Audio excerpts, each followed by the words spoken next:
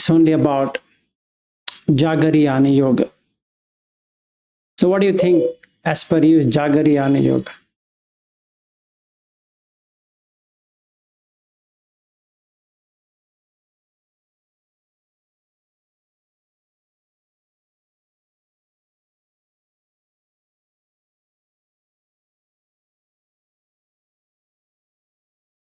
Yes. I thought we were going to talk about Bhjane and before this. I think we finished. No, we didn't. Okay, then we have to take that. I don't think we finished the Bhjane. Okay, I was always thinking that I finished it. Oh, okay, then it is good. I think I did it, but anyway, it's fine. Leave it. There's nothing wrong in repeating it. So bhoja is to enjoy. Bhog. That's the reason there is a word called bhog. I did it. I don't know where were you when I did it. Anyway. But not yesterday, right? Not yesterday. No, long ago. And then I go in sequence in the. Okay, no worries. Okay. The more we do it, the better. Okay. So bhog is to enjoy, relish, have. It's related to food. So bhunja is the key word which means eating. So bhojane is with relation to eating, with relation to food. Matta is measurement. Okay. Matyanuta is to know. Anyuta is to know. Katanyuta, like anyuta. Nyuta is to know. Knowing what is the measure for your body to be comfortable. That's bhojane matyanuta. Not somebody's body, your body. You know your body. You know what eaten at what time will give you what kind of trouble or benefit or whatever it is. So you need to take care accordingly. Okay. I think in the Sivaka Sutta or Jivaka Sutta, either one of them, Buddha talks about, that person asks, everything is karmic, and then he says, no. What is through bile disorder, through phlegm disorder, like that, it is, you know you have done it. Meaning, it is something you can control. So it can't be called as karmic because you can't control. You can control. So supposing, like in my case, I have a very poor enzyme flow. So I need some kind of probiotic. So if I take curds, in a normal person, that much of curds might give him something else. But in my case, it doesn't do. It digests. So if I have curds, in the end, and that means the digestion becomes proper. So I'll not have constipation. So let's say somebody copies me and eats curds, then he might get into cholesterol issue because it's not for him. It's bhojane matyanuta. So you know how much to eat, what to eat. Like in Brisbane, I was not comfortable eating wheat bix because initially, before I tried, because I know that this wheat bix is going to create constipation to me. Okay, that was my understanding. But then we were spending too much time on making poha and this and that, or dosa, etc. So Bobby was spending way too much time. So that night or evening when we discussed that, can I try wheat bix? I took one full wheat bix without milk or anything. I ate it and I informed Shaniel, tomorrow morning I'll come to know. If it is constipated, then I know for sure wheat bix doesn't work out for me. But it didn't trouble me. So I had wheat bix the next day. So then it was fine. The next day I had wheat bix. It was fine. The next day I had wheat bix.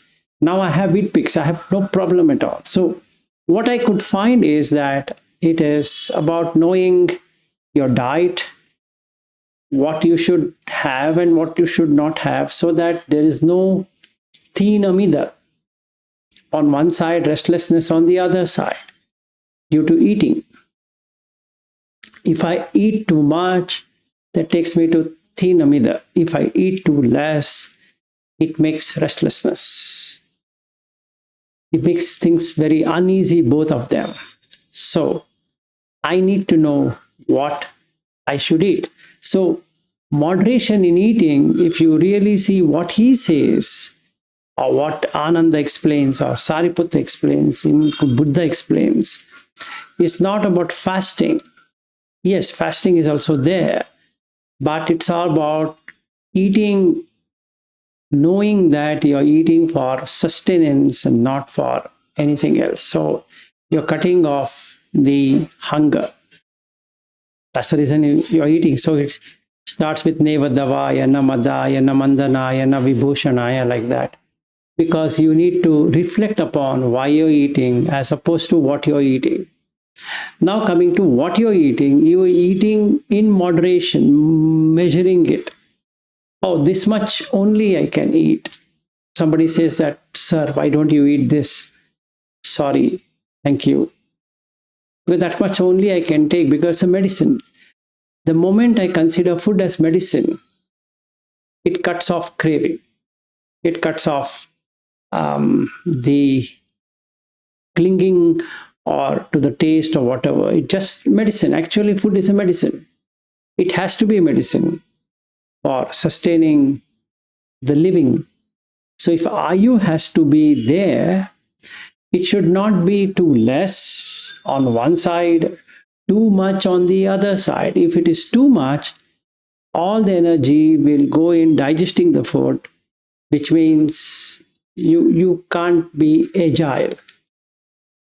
If it is too less, then the body does autophagy. It's a good thing, but it will take out the muscles and the tissues if it is too less. So Attakila Matana Yoga will make it worse than Kama Sukhalukanu Yoga.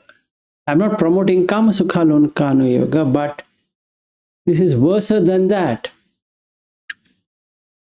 At least if you are eating too much, you can make that person stop eating. But if the person is eating too less and he's lost bone weight, he's lost muscles and tissues, it can't be rebuilt. Now, what is the consequence of this? The consequence of this is that the person has to suffer the pain. Just by giving pain, you will not get pleasure. And that is there in MN 85. It starts with that. When Bodhi Rajakumara asked this question, I get to understand that you have to give more pain in order to get pleasure. And Buddha says, I was also of the same misconception. And then he explains all his, how he did austerity and everything. And then he remembers his father's, the lawn where he was meditating, and he understood that it's not the pleasure which is the problem. It is Kamachanda which is a problem. So why don't I accept the pleasure? And then he eats. And that makes the other 5 bhikkhus or friends who were following him to go away from him, that he has become indulgent. But he was not. He was looking at his body. Now that's the max anybody can do. He is eating only 1 grain of rice.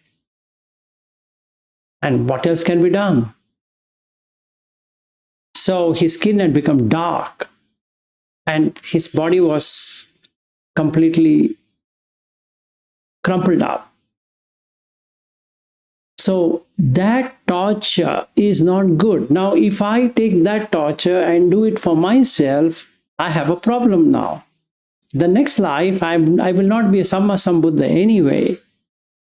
So what would happen? I would be born as a sick person, which is going to be troublesome to my parents, the next parents who are going to have me, because I'll be going to hospital almost every day. From the birth, the child is sick. It's bearing the consequence of doing this. It's about moderation eating, not cursing yourself in eating. So it's not about indulgence as well, that I eat 10 times a day or I eat like this or like that. No. It's about what fits you in and what doesn't fit you.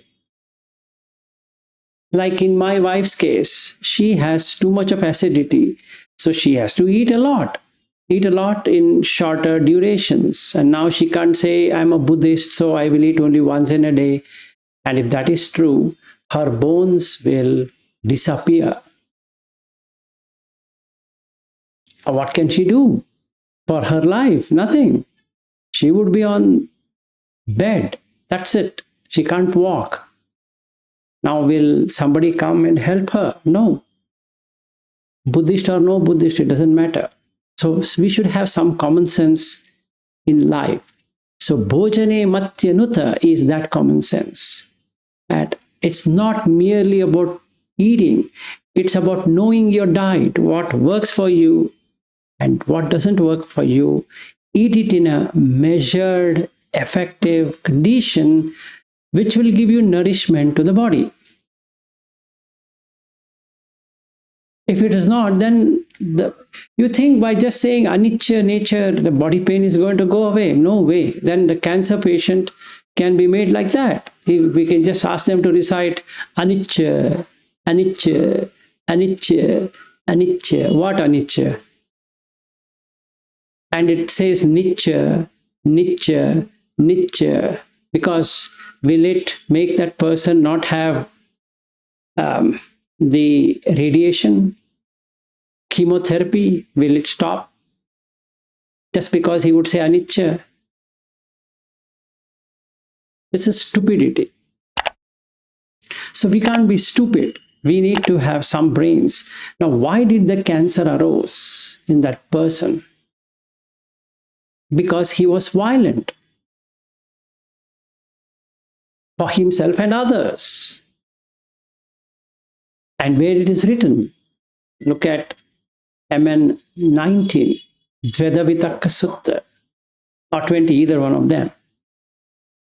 It should be like this. It shouldn't cause inconvenience to you. It shouldn't cause inconvenience to others.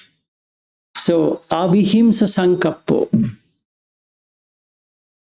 No himsa, no violence. By not giving food is a violent. By giving too much food is also a violence. One takes you to Kama Sukha, which is, he says, Gammo, villager. And another one takes you to Dukkho, Anariyo, Anatta Samhito. Right? So we should know that no two extremes, because that increases suffering. There's nothing else that's going to happen. It increases suffering. Now, let's say somebody has epilepsy or gets seizure. If the person doesn't eat, the sugar level goes down. It's a normal thing. It's not that somebody is doing something to him or her. Now, that triggers the sympathetic response in the brain. And what happens? The brain gets seizure. First, they get migraine. They don't look at migraine. They say anicca, anicca, anicca, anicca. Migraine will go away. No, for Goenkaji it had gone. You are not Goenkaji, right? His problem was different. Now, your problem is different. You can't copy and paste someone saying that, oh, his body, in his case, after doing Vipassana, the migraine went away, so in my case, it will go away. No, need not be.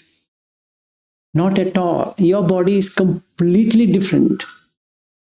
because your karmic potential is not Goenka's karmic potential, right? So you brought your body based upon your karmic potential, not based upon Goenka's karmic potential. What Goenka's body was is based upon his karmic potential.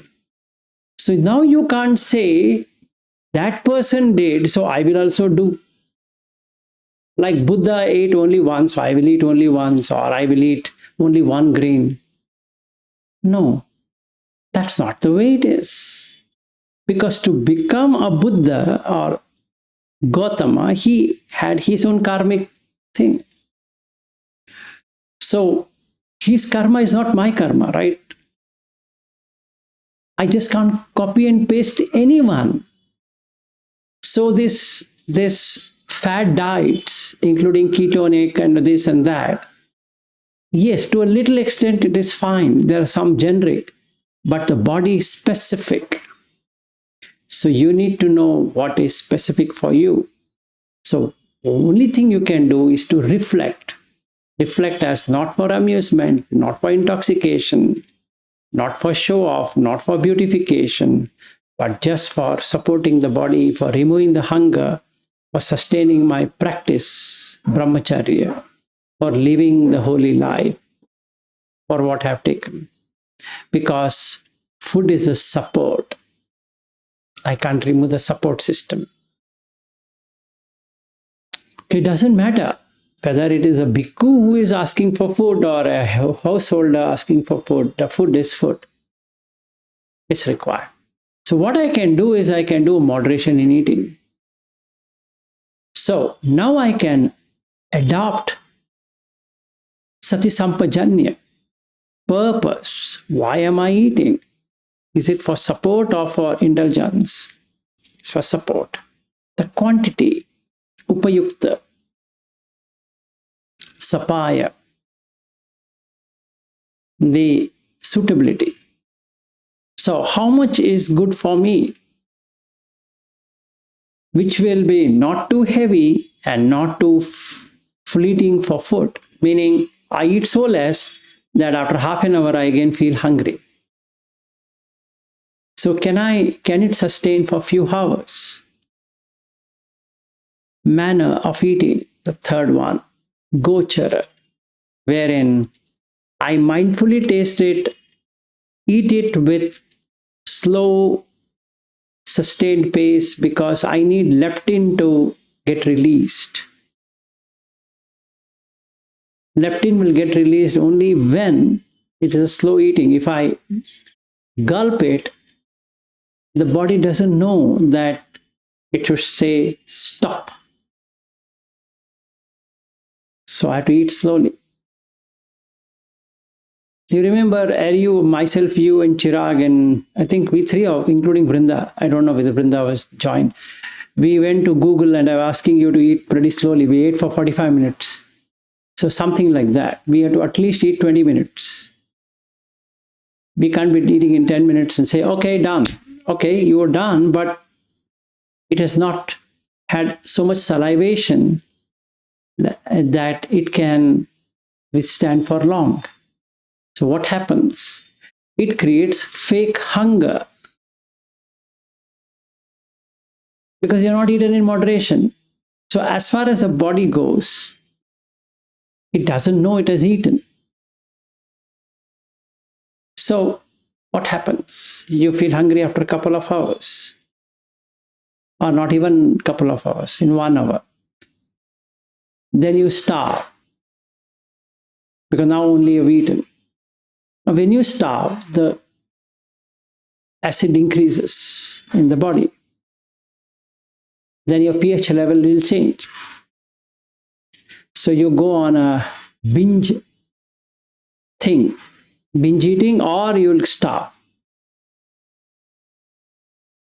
So if you don't eat, you can't rest your mind in jhana because it's irritation. And when there's irritation, there is restlessness.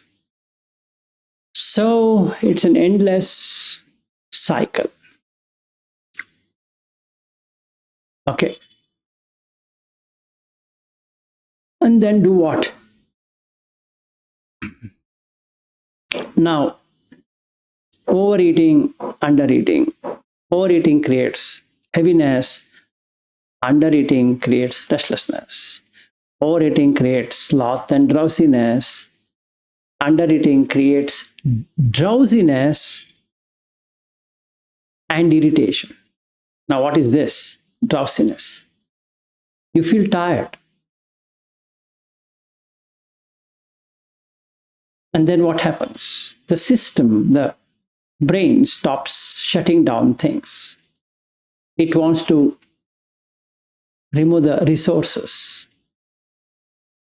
So then you feel tired. In eating too much, overeating produces digestive discomfort. You feel heaviness. Surprisingly, if you don't eat also, you feel digestive discomfort. You feel bloating.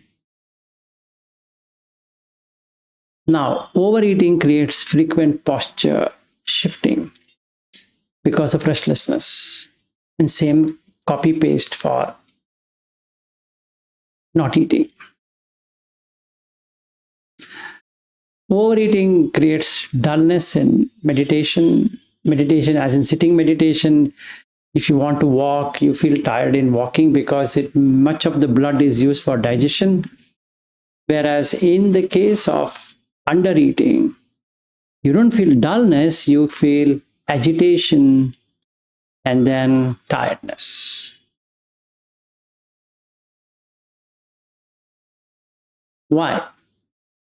Because I copied something somebody was doing for myself.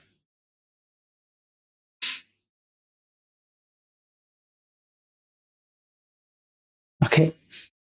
I got so motivated by that person. I thought I'm like that. And the problem started. So never copy anyone. It's your health. It's what you have brought. Stick to that. And a few examples. Now, this part of the world, we eat rice. In Western India, they eat wheat and jowar. And northern part of India, it is only wheat because they can't grow rice. It's simple as that. So some idiot from north will come and promote wheat. It's good for health. Actually, wheat and rice both are carbohydrates. Doesn't matter whether a person eats wheat or he eats rice. But this guy sells me saying that wheat is having fiber and rice doesn't have fiber. And he gives me this stupid argument, which I buy. Now, is my body from my birth made for wheat eating? No, I get gluten problem. Now, what does it do? It creates constipation. Too much of constipation increases blood pressure. And blood pressure increasing will clog the arteries. And then I have to take blood pressure thinning medicines. And that creates diabetic tendencies. Then they would say it's carbohydrate. Oh, okay. Then I have to eat proteins.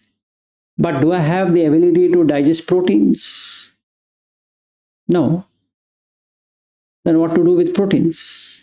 Too much of proteins creates more problems. Then they say that your enzyme is not good. Okay, then take enzyme injection. I have to take a gun and shoot that fellow who came to my house selling me for the very first time wheat. I had thrown the wheat on his head saying that get lost from this place. I shouldn't have allowed that North Indian idiot to come and give me a knowledge on why I should eat wheat. Right? Or I go to North India and tell them you have to eat rice. It doesn't make sense. Because what you're born with, your body is that. Because it depends on your parents. The parents are wheat eaters. So the milk which I drank from my mother is of same thing, and then she's been feeding me the same. So this body is capable of handling that, plus here and there I can eat something. But if it becomes my staple diet, like I move to rice, would it work? Answer is no. So first things first, know what you should eat, what satisfies your discomfort being not there. So what Buddha uses there in that Pachavekana, vihimsu paratiya, you just read, is so nicely put. Vihimsu paratiya. That means shouldn't create violence, himsa. People do, I am very shocked to see that people do the recitation. Wow, what a recitation. Nevadavaya, namadaya, namandanaya, navibhushanaya. But they don't even understand what are they reading. Hopefully they understand. They could have understood. This problem wouldn't have been there. They just go to some monastery and then the bhantes are reciting. They also think, I will also recite. One idiot, another idiot. One blind person, another blind person. Doesn't make intelligence. So first you need to know what you are reading or what you are reciting. So vihimsu. The himsa shouldn't be there. Hunger is a himsa. Don't allow it to be there. Be smart. Okay? Have it. Then pause before eating so that you know that you are giving metta for the people who are giving you food. Especially my parents, because it's my parents' body. It's not my body. So I thank my parents for this body. Whatever this body is of my parents. Mata pettika sambhavo. Odana kummasa upachayo. It's being brought up through this food. So can I insult food? It's like insulting my parents. Pause. Reflect on the purpose. Nevadavaya, namadaya, namandanaya, navibhushanaya, etc. Reflect in the mind. And to remove himsa. And the last line, yatra cha me bhavisati anavajjata patu viharo iti. For my sustenance, just like somebody carrying something, I'm carrying this because anavajja, non-blaming. Right? I'm eating so that there's no blame. Patu viharo iti. So that I can continue with my life. What would happen if I don't do this? Read MN 135. No, sorry, Sivaka or Jivaka Sutta. Why somebody is fair, why somebody is healthy, not healthy, that is the one. Where you will see that the person is violent on himself or on others. So he gets bad body. Then what happens? From the birth till death, he is in hospital.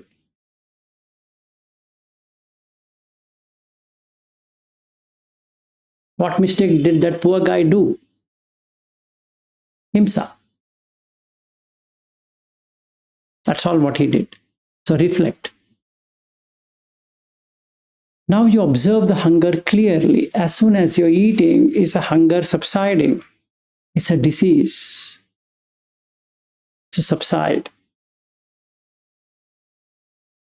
Okay. But the third one, take the measure. This you have to calculate yourself. Approximately, you know how much hunger, at what level it will fill up. So every day it might not be the same measure, but majority you know the measure. So measure. Eat slowly and mindfully is the fifth one.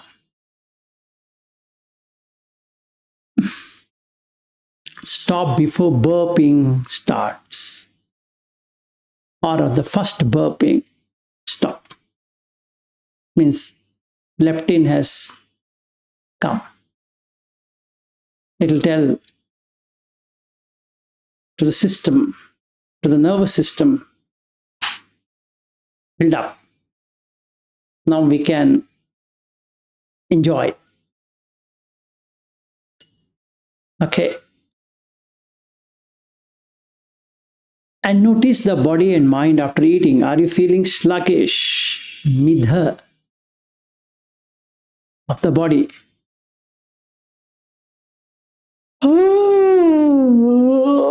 That means gone. It's not nourishing. It's a waste. It's completely waste. Now you have I'm going to have a problem is thinner mental sluggishness. That's it. Now what this will do, it will create toxin in the body because I ate too much.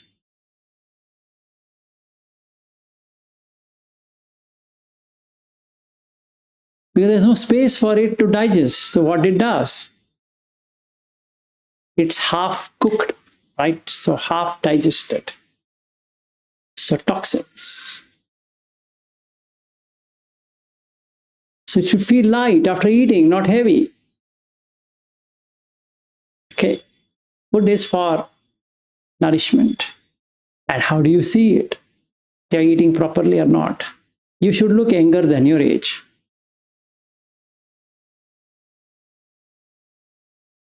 At least your age.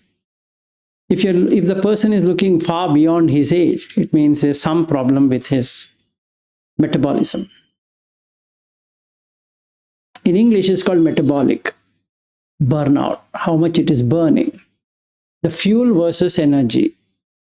The energy is not that much, as you are just accumulating fuel, which makes no sense.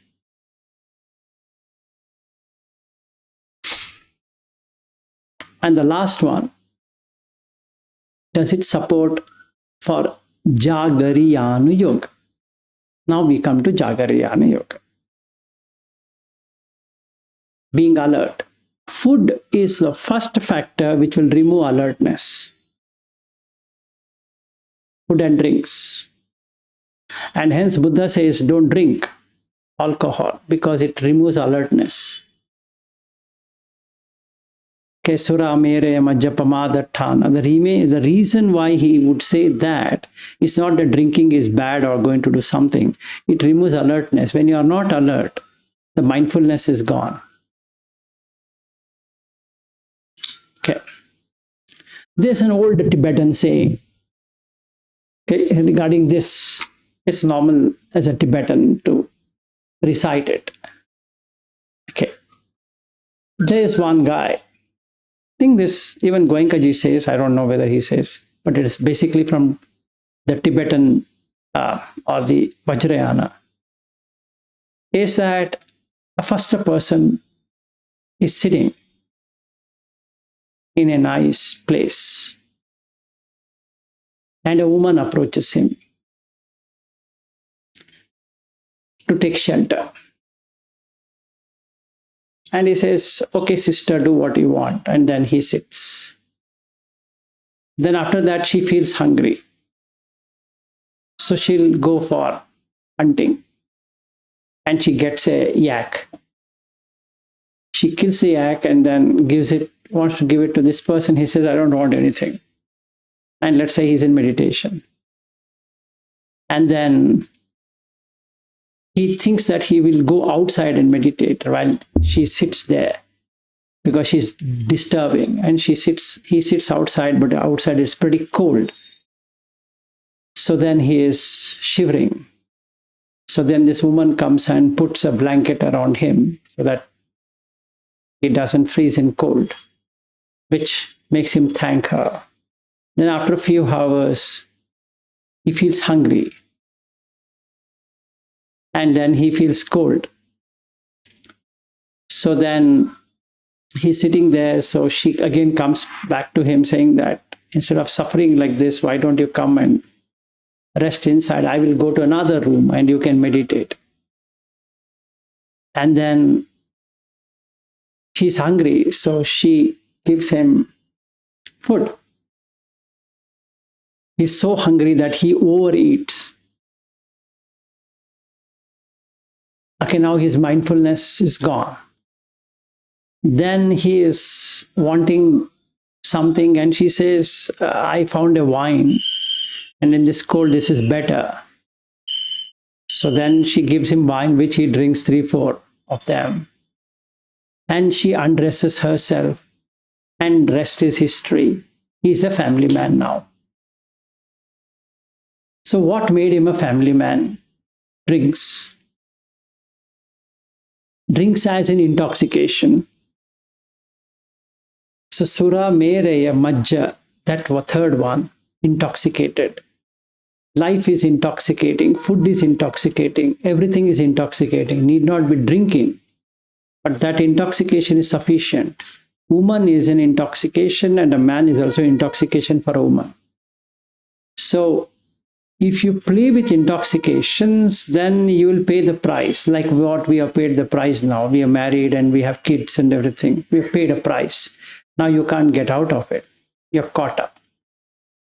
Now, but when I want to get out of it, the hunger stops it. So now I can't do anything except for satisfying the hunger.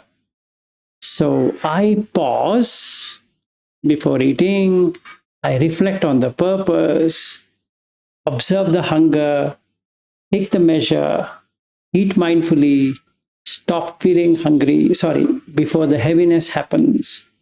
Notice body and mind after eating and learn the quantity that supports my wakefulness, awareness.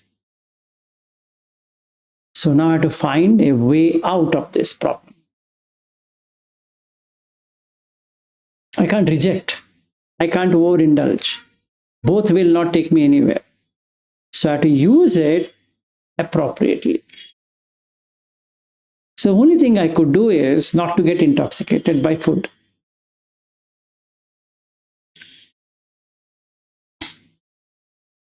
So you're having it without intoxication. I can have family without intoxication. Done. That doesn't mean that I can't have kid or wife or husband or whatever. Don't get intoxicated. Don't get lost in it. If I get lost in it, then the problem. Okay, then how do you know it is working? You get lighter body, less drowsiness. You don't get obsessed with food. That is what I spoke about, intoxication. I can walk and I can sit comfortably, no pain. More stable awareness, as in mindfulness, less regretful. Oh, I shouldn't have eaten this much. I told my wife not to put this much. I told my student, don't feed me so much. I told the neighbor, I told this guy. No, forget that.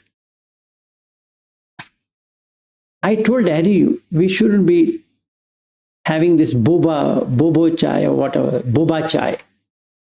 Okay. I told him, we shouldn't be having it. He keeps on telling me, Vilas, let's have boba. But are you an idiot? And you will say what he wants to say, but you have mouth, right? You can say no or yes. No. When he asks, how can I say no? Okay, enjoy. And then ice cream, great. One ice cream, fine. Two ice creams, three ice cream. That's the problem.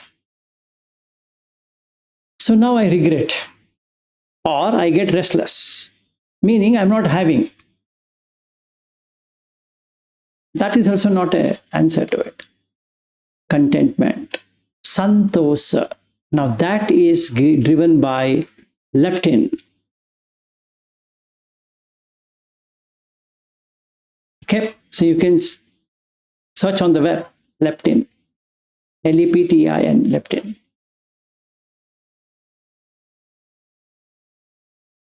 As a hormone which gets produced when it shows it's full. And because of this, there's a calming of breath. Because restlessness and remorse, heaviness and hunger would make breath uneasy. Now this one, Bhjane Matyanuta with Jagarayana Yoga, makes it samatha. There are two things which aid in samatha. Apart from Indriya Samvara, this is very important. Okay.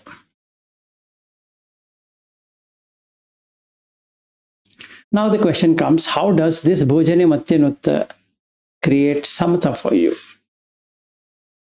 You are doing wise reflection on food. So you're doing moderation in eating. The body feels light, no dullness, no craving. And then there is mindfulness of eating because you're doing pachavikana.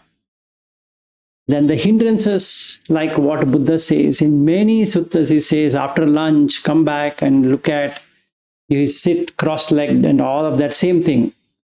And then he says, check for abhijja, vyapada, thinamida, udacha, kukucha, visikicha. Right? Is there in MN 107 and many suttas. So hindrances are not there. Then you get tranquility, which is where your samatha is. Pasiddhi. That is when it takes you to samatha. Then you get the jhanas.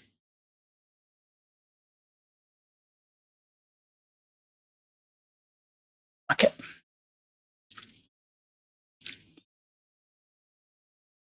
So when the food doesn't dominate the mind, sensuality weakens, vivicheva kamehi.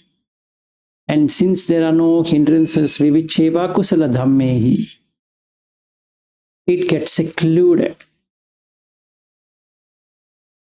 and gets to piti sukha, ekagata. And this is a prerequisite for first jhana. How? Where it is? Study 107 Sutta. He gives you step by step. It's also there in MN 77.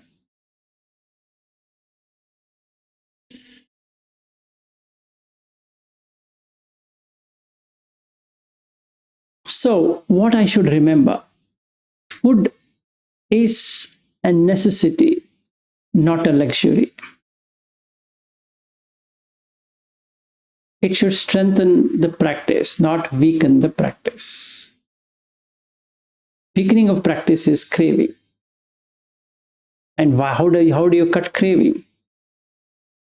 Be wise. Know at what level you feel filled up and what level you will not. There are other hormones in the body which will get released in the brain if you eat too fast, which will always make you feel hungry. I think Madhukar can tell me what are those neurochemicals which will throw hunger. It will always show hunger. Leptin will make it that you're satiated. That's what the santosa is. It's satisfied. Okay, done. But there are other chemicals which make it hunger. If you eat too quick, it makes you feel hungry. Okay. Overeating, undereating burdens the body. Sensual eating burdens the mind. No eating, less eating, too much starving weakens the mind. You can't get anything other than restlessness, agitation, worry, and loss of strength to manage anything. So for samatha practice, Bhjane Matyanu is the most important thing.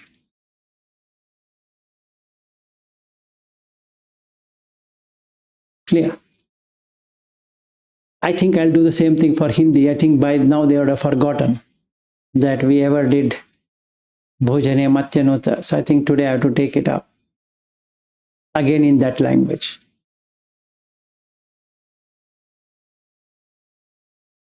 So 4 Pachavikanas, please remember this. One is food, shelter, clothing, medicine. And the last one, if you don't want to suffer in your next life, don't ill-treat this body. You're going to pay a heavy price for ill-treating this body. It's really heavy price. And you will not get anything out of it. If the body starts paining, nothing the person can do. He will have to keep on addressing the problem.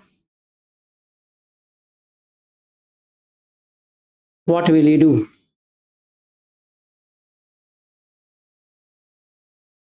Nothing that he can do.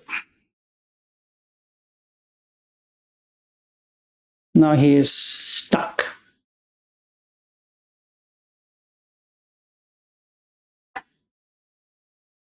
I think there is one sutta where he talks about not to do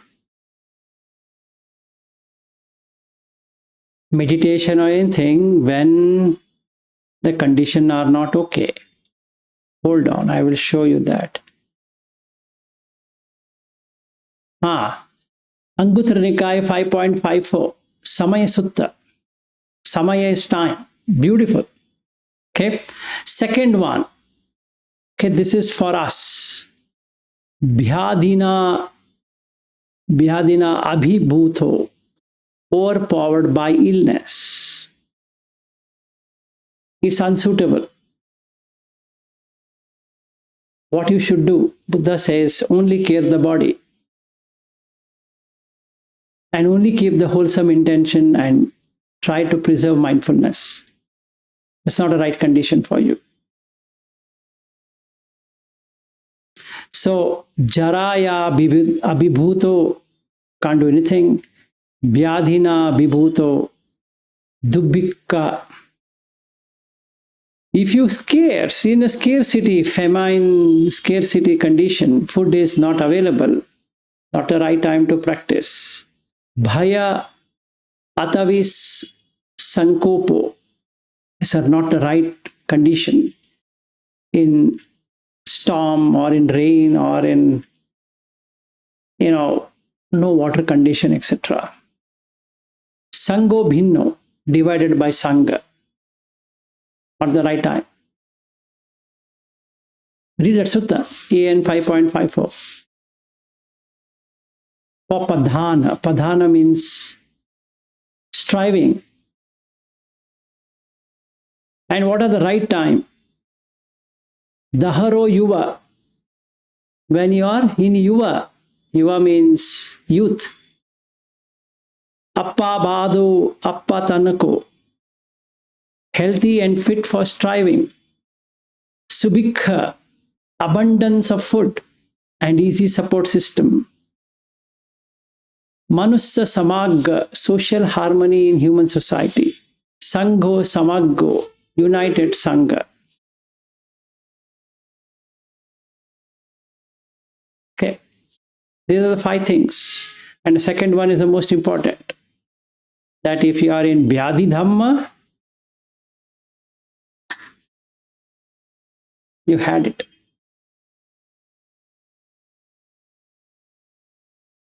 Don't suffer health. Arogya paramam labham. That's the reason Buddha says in the Dhammapada. But eat mindfully, that's all. Not that you shouldn't eat. Eat mindfully because it's a disease. It's a curse. So, you can't curse the curse. It becomes double curse now. So, since you are in prison, do the prison sentence in a proper way so that you don't have to get extension of your prison sentence. That's smartness. Yeah. Not that you shouldn't eat. Not that you should eat too much. No.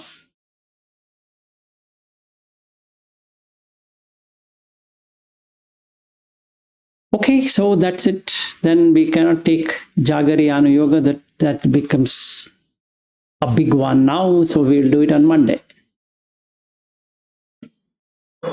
Yes, I'm done. Any questions? Otherwise, I think you would have got the answers. The Sutta reference is AN 5.54 Samaya, time.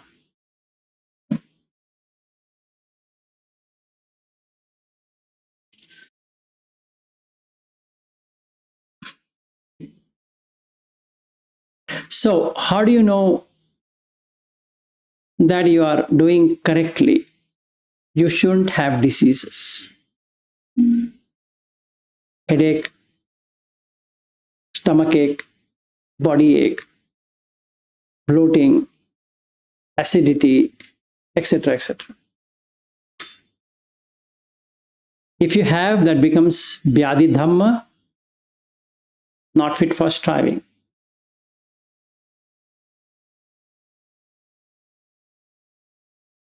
Don't believe me? Believe AN 5.54.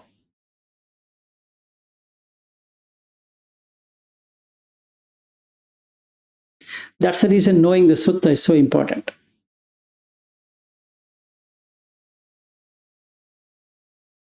Otherwise, I don't know how much damage I would have done in my life, and then next life I'm going to have more damage.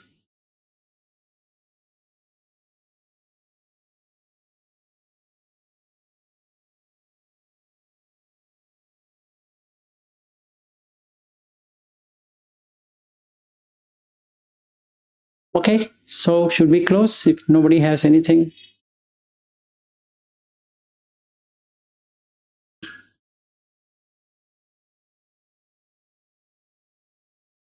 Okay, good.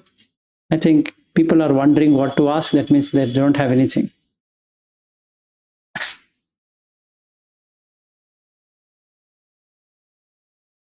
Let me give you another 5 minutes. 9:25 now here, so 5 minutes.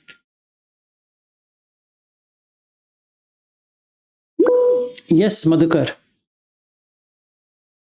No, that's it. Now, Uday. Like, what I'm experiencing last few months is that as much as you move in Brahma Vihara day to day, it's not only morning time, 24/7. So the one of that metta, compassionateness, we say that it's for give metta, give compassion, etc. But the primary core center is we should give metta on oneself, including your body, mind, etc. So every activity needs a metta. When you are eating, when you are sleeping, when you are resting your body. So that's I feel is a universality of the metta. Like, so it includes automatically by default. So whenever I'm eating one chapati and I'm full, and somebody tells me there's a ghee upon it or something, and then I go and eat it, so then I'm insulting my body. So Viva Metta, if you are full, just say peacefully no, give a body the respect, because this is a vehicle which is going to help us to travel a long route. I feel that way. So that's a means really the depth of metta one should have, starting from oneself. That my body, my bone, my posture, my eating habit, everywhere I should give a metta so that one can be blessed upon oneself first, and then we learn how to give it to the others. That's it. Exactly. You're right. Very good. So just like when you are in a plane and they say that first put oxygen mask on yourself before helping others. So you should first have metta on yourself before donating any metta to anyone. If I myself doesn't have it, what will I do with others? Good. Very nice. I appreciate your progress, and may you continue doing that and reach Anagami. Yes, Anil.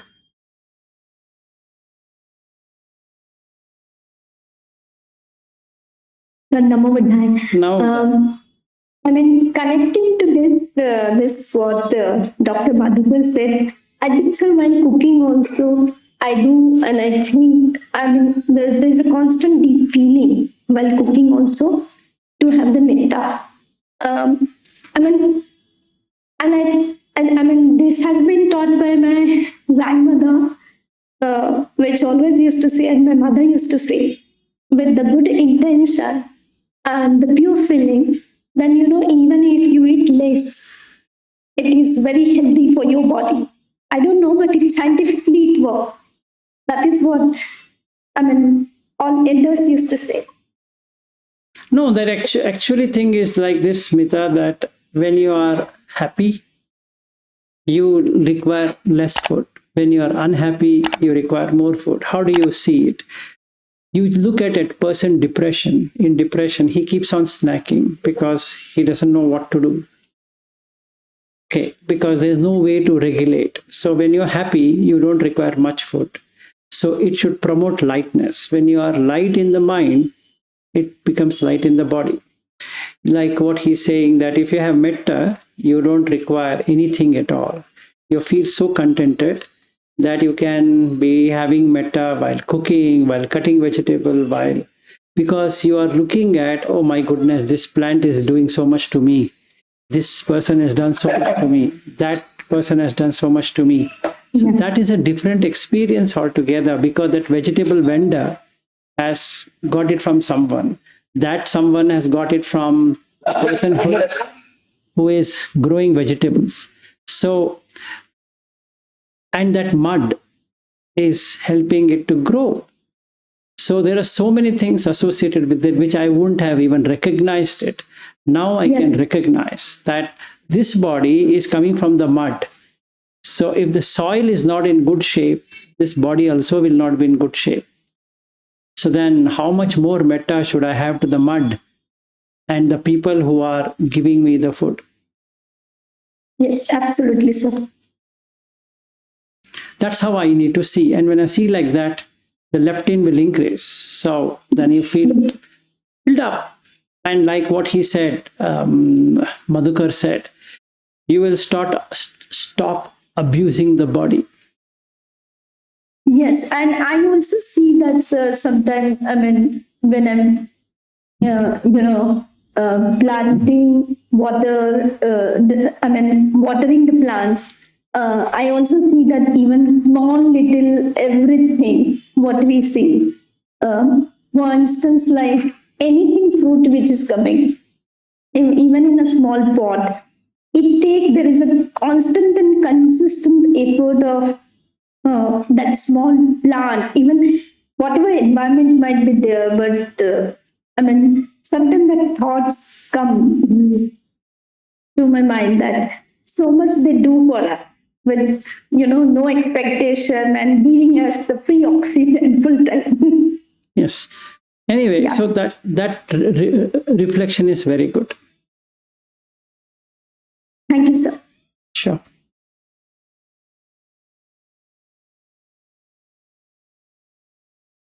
Any other? Okay, so then let's call it a day and meet on Monday with Jagariyana Yoga. Hopefully, you remember on Bhjane Matyanuta. Otherwise, we need to revisit again. Okay, good day and good night, Ariu, and good afternoon or good evening from whichever countries you are in. Bye-bye.